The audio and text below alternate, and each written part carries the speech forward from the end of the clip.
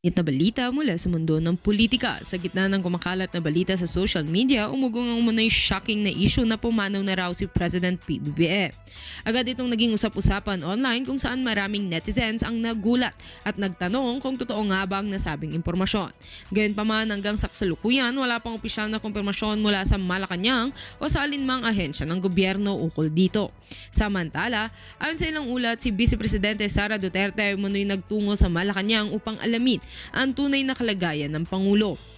Ayon sa mga source na hindi pa rin beripikado, layunin umano ng Vice Presidente na linawin ang sitwasyon sa gitna ng lumalalang espekulasyon. Ngunit muli, wala pang malinaw na pahayag mula sa kanyang tanggapan na magpapatunay sa mga balitang ito. Dahil dito, nananawagan ng mga opisyal sa publiko na maging mapanuri at huwag agad maniwala sa mga hindi kumpirmadong balita na kumakalat online. Ang ganitong uri ng impormasyon ay maaaring magdulot ng klituhan at panik sa publiko kung hindi agad magbibigyang linaw. Mahalaga ang pagkuha ng balita mula sa mapagkakatiwalaang sources at opisyal na pahayag. Sa ngayon, hinihintay pa rin ang opisyal na anunsyo mula sa Malacanang upang tuluyang malinawan ang issue.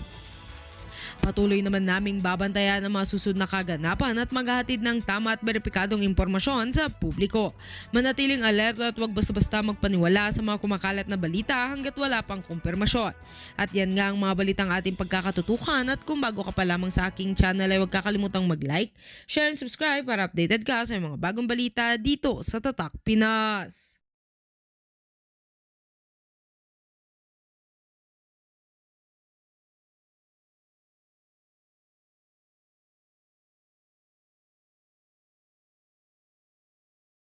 Wala nang kukurap at wala nang bibitiw dahil ang bawat segundo ay tila isang dekada ng paghihintay kung kailan tuluyang aamin ng administrasyon sa nakapanlulumong kaganapang ito na ngayon ay bulgar na sa bawat sulok ng internet.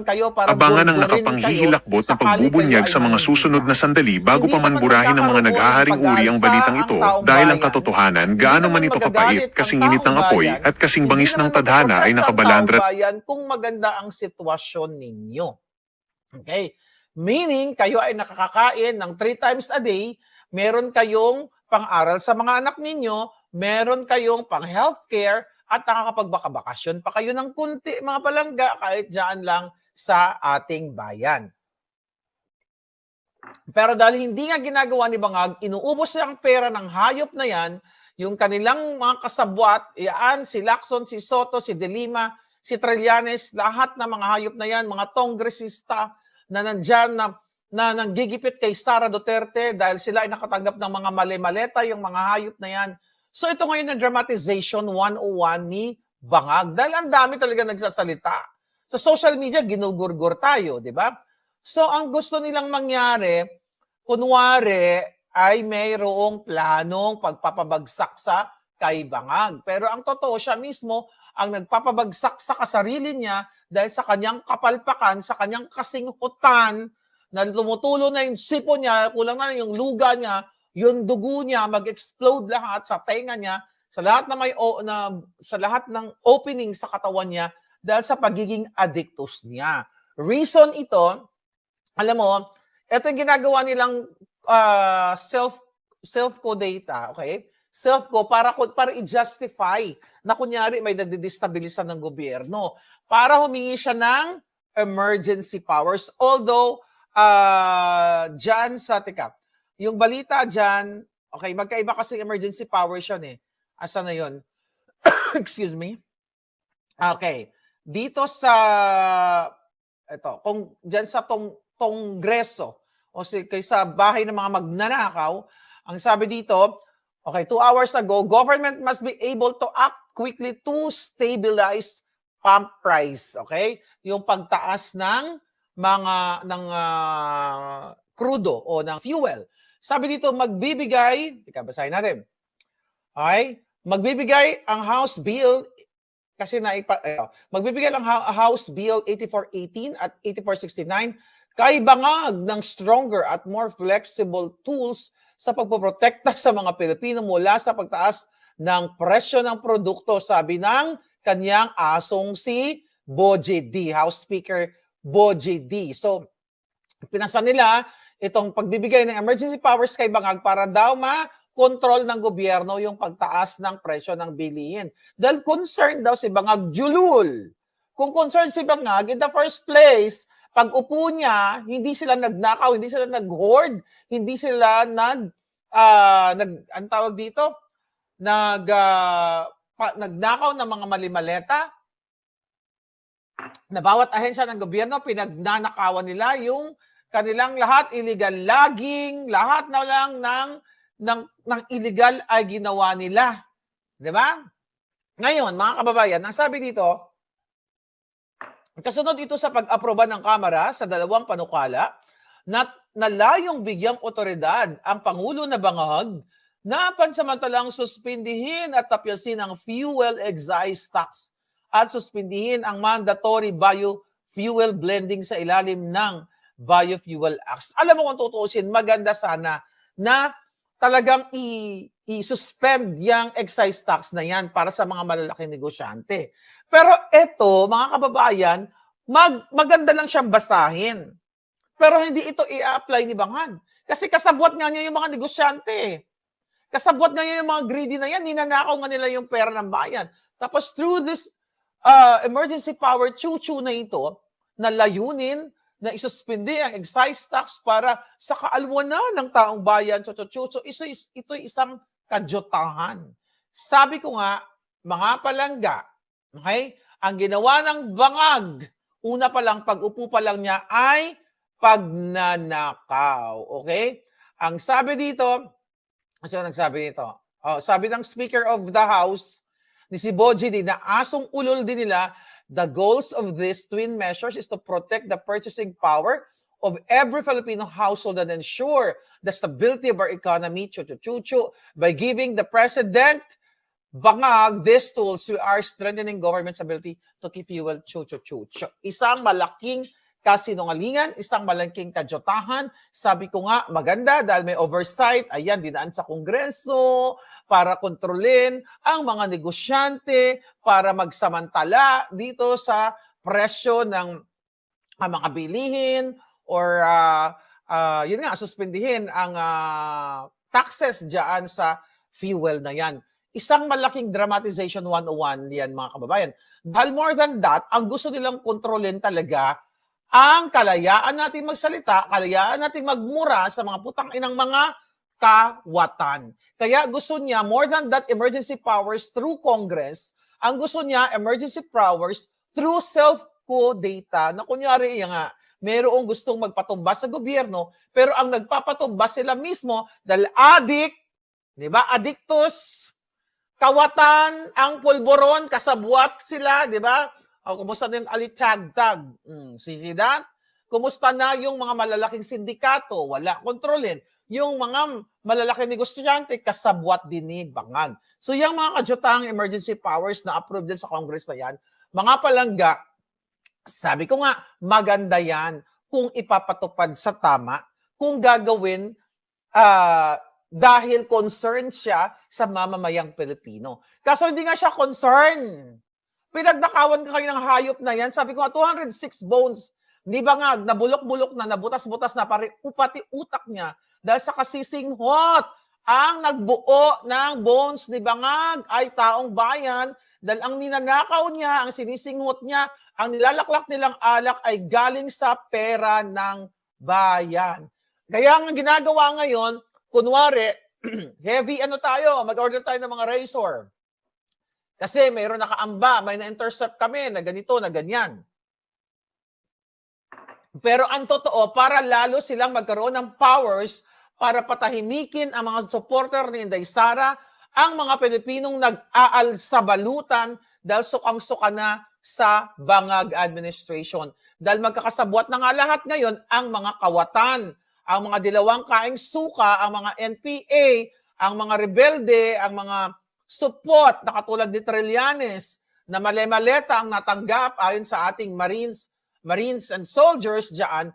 Ito yung reason kaya gusto ni Bangag na magkaroon ng emergency powers, more than that, from Congress. Yung emergency powers para sikilin kayo. Kaya ito yun, yung kunwari, may nagpaplano sa kanila na pababagsakin sila. And another thing, nakita nila yung Pulse Asia survey, nabagsak si Bangag. Di ba? Noong mga nakaraan, nag-negative pa nga. Ito the lowest level. Okay? So ngayon, bagsak pa rin. So ito ay patunay na mga palangga, yung kanilang mga galawan, okay? Para ikaw, ako, pwede nilang sikilin, pwede nilang arestuhin pag nagdadakdak ka. Kasi nga, parang martial law na, undeclared martial law lang. Pinatatahimik na nga, di ba? Yung mga media ngayon, bakit sinasabi nating tahimik sila? Kasi nakatanggap sila ng male-maleta. So ang palalabasin nila, tayo ang destabilizers. Palalabasin nila ang mga supporter ni Sara Duterte, palalabasin nila ang mga Pilipino na nag-aaklas, nag-aal sa balutan, dahil dito sa kahayupan ng mga bangag, tayo yung nanggugulo. Pero ang kung tutuusin, sila ang nanggugulo, sila ang nagnanakaw, dahil in-expose sila ang mastermind. Si Bangag ang mastermind ditong self ko na ito. Na kunyari, sige, may na-intercept tayo, pero guluhin natin ang mamamayang Pilipino para ma-justify natin na mag-declare tayo o bigyan ako ng emergency powers to control the what? Ang emergency power na gusto ni Bangag, to control the budget. Para gusto nila, kunyari, may control para daw ang presidente ay may control para sa pondo ng bayan para mailaan sa mga mamamayang kaluluoy. Ito'y lahat kadyotahan. Nakita nyo naman na kontrolado na nga nila, male-maleta na ang expose ni Zaldico na dating chairman of appropriation, nakaalyado nila, pero dahil sinikil din nila, binaboy din nila, ayun, nagsalita. And ito ang ating mga soldiers na mga dating staff or bodyguard o security personnel ni Zaldico. Yan ang gusto nila gawin nilang what? Sisindakin kayo mga palangga. So parang martial law na nga. Ito yung mga drama nito. Nakita nyo ba? Kaya sabi ko nga, kayong mga mamamayan, kung hindi kayo kikilos, kayong may mga balls, yung mga PNP, AFP, mga duwag, mga putang ina, mga duwag. Ang nakikinabang lang, andyan yung mga PNP chief, di ba? Andyan si Browner, okay, na lumalamas ng susubels, okay? Di ba? Pasakay-sakay kunyari, di ba? Doon sa sports car ng isang susubels para mag-drive, chuchu-chuchu. So dyan, mga kababayan, yan ang mga leader ninyo kung hindi mahilig sa bilat, sa boto, sa buli, sa susubels. Ganyan kalaswa ang inyong gobyernong Bangag. Gustong kontrolin, gusto kayong kontrolin.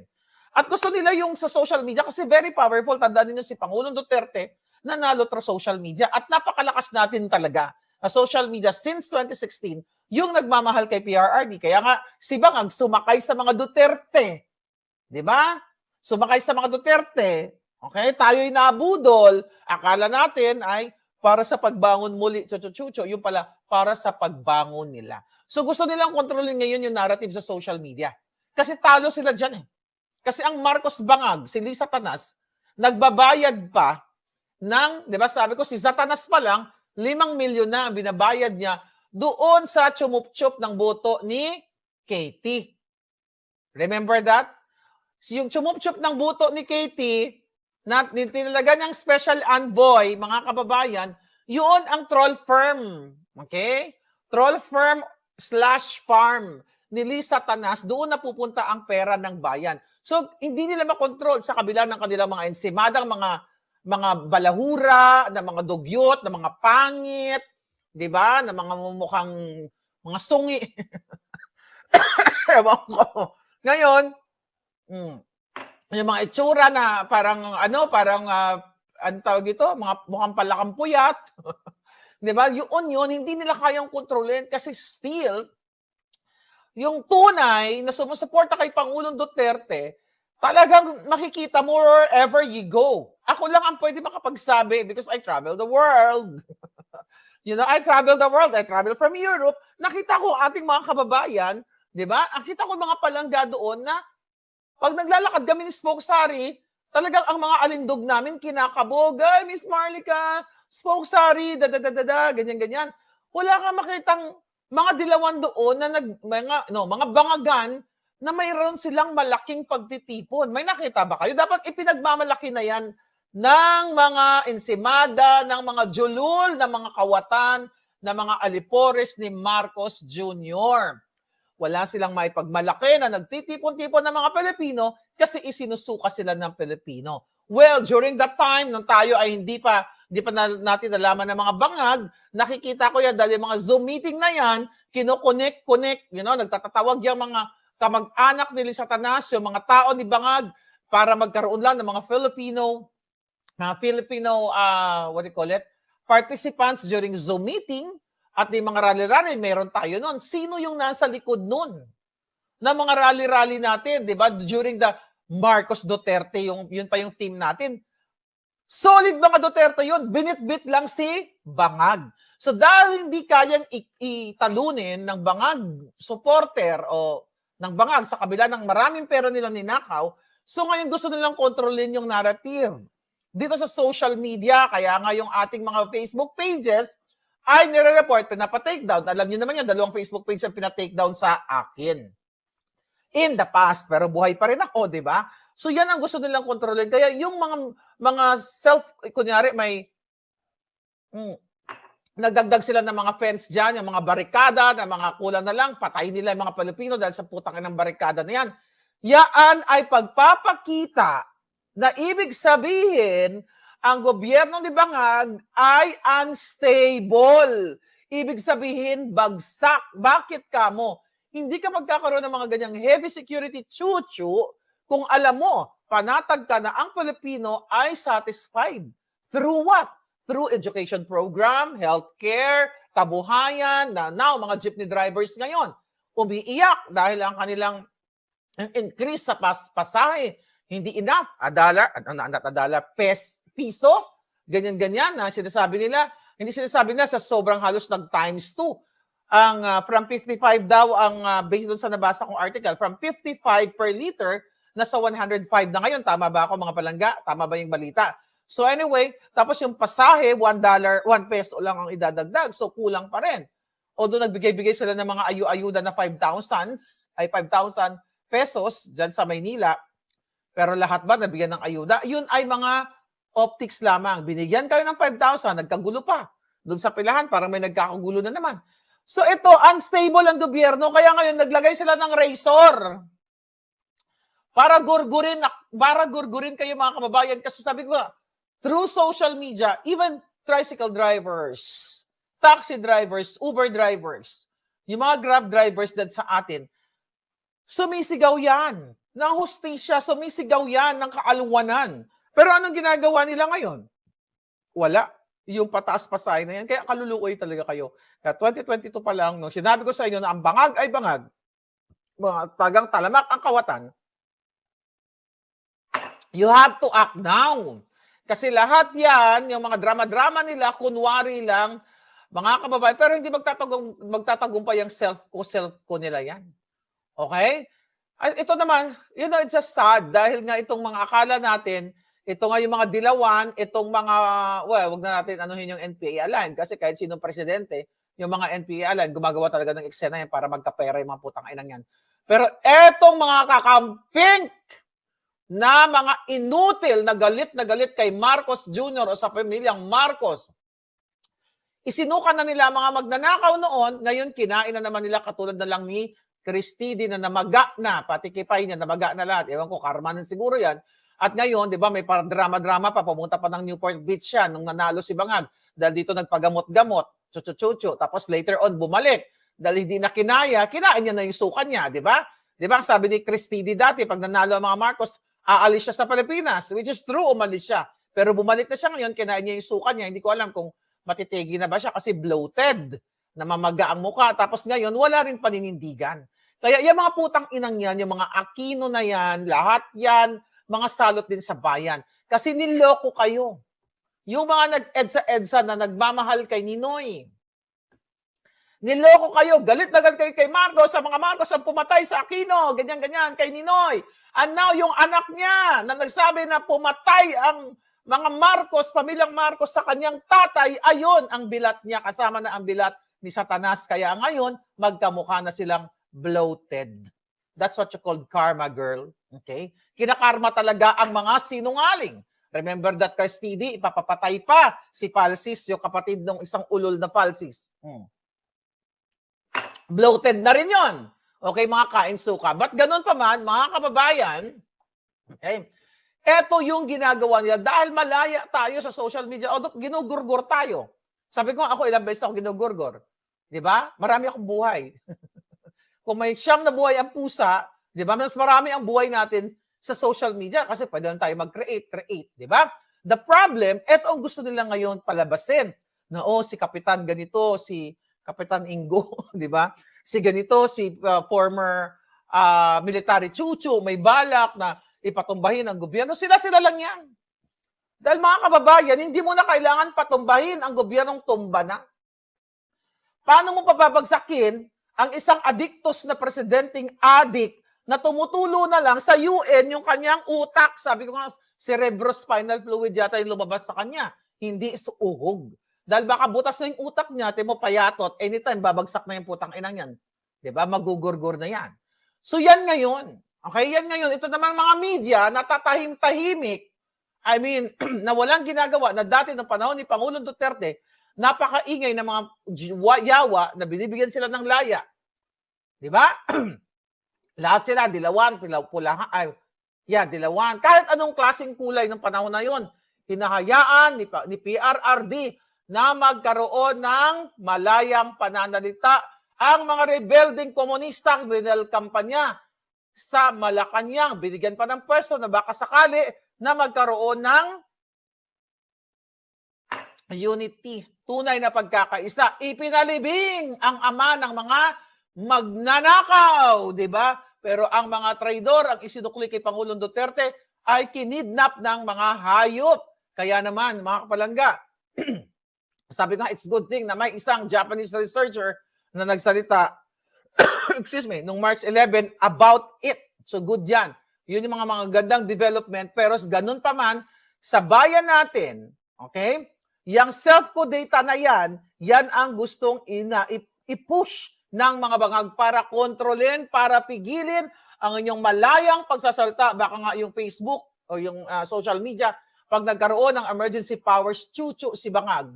You know, kaya sabi ko nga sa mga kababayan natin, whether ano man ang political color niyo, if you love your country, manindigan kayo. But I don't know kung kailan kayo manindigan. Kayo naman ang naghihirap. Diba? Lalo na ngayon sa gitna ng gyera. Ang mga OFW nagsiuwian.